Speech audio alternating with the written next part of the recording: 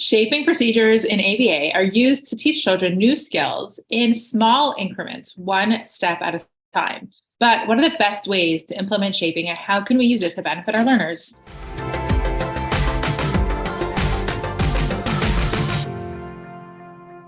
Hi, I'm Shira. And I'm Shayna.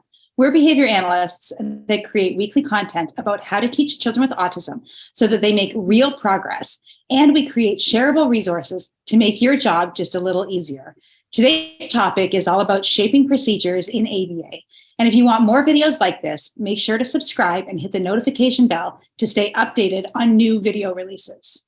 So I was recently with a client, and this is a really, really young client, and she doesn't have any real communication system, but she was making a lot of really nice sounds. And there was a lot of babbling and sounds. And we were talking about what we could do with those sounds or with her communication.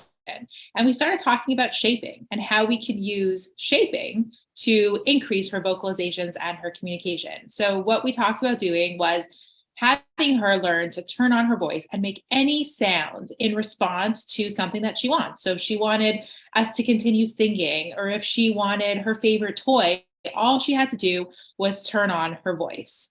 And then from there, once she's able to do that pretty consistently, we were going to record the sounds that we were hearing consistently.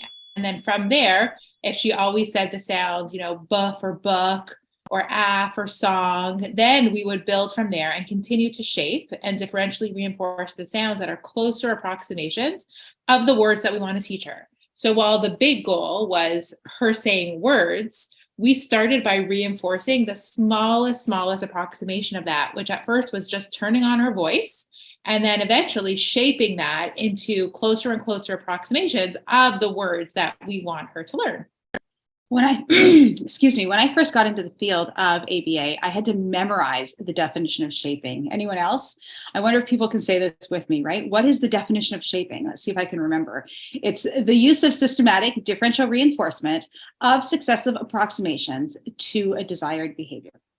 But realistically, really, shaping is a technique where small steps are used to teach a new skill instead of jumping to teach a big and a new goal.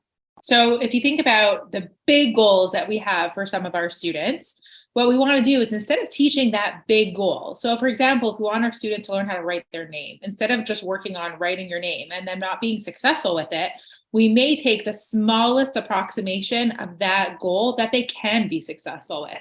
So it might be tracing their name at first, and then they can access reinforcement for that small approximation. Once they can trace their name, then we'll fade the reinforcement for tracing and we'll start to reinforce them copying their name. So we're putting the easier skill on extinction and then putting the little bit harder skill on reinforcement.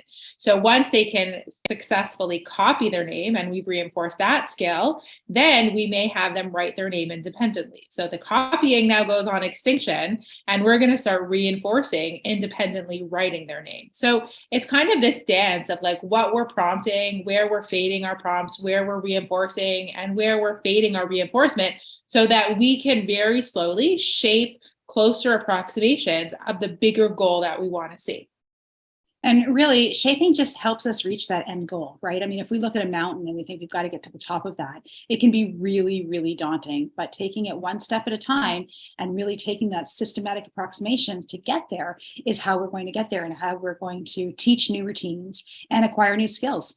If you think about a child who's learning to walk, right? We don't take a 6-month-old and only wait until they walk to cheer for them, but we cheer for them sitting up by themselves. And then we cheer for them when they can crawl by themselves, when they can roll over. And we are essentially reinforcing approximations of the skill of walking. And eventually they get closer and closer to walking. And then we stop cheering for the crawling and we don't, cheer them on when they roll over anymore when they're 2 and 3 years old.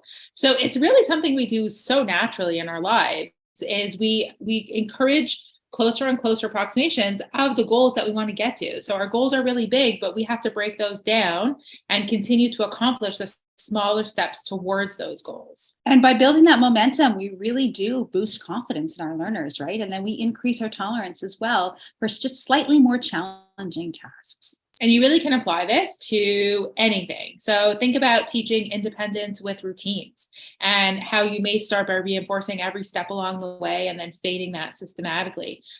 Think about it in terms of teaching any real academic skills, any task analyses, toilet training, any one of those things. We are constantly using shaping, and it is such a valuable resource for us to be able to use it intentionally and think about what is the smallest skill that our student can be successful with, and how do we build them up from there. We also talk about differential reinforcement when we talk about shaping. So check out our other blog on using differential reinforcement as well.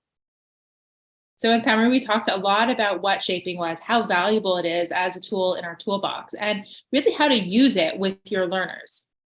For more information on shaping procedures in ABA, click the link on or around this video or in the description to claim your free download on prompt hierarchy definitions. We also encourage you to subscribe to the channel so you don't miss any future videos, and leave a like and comment below if you have further questions.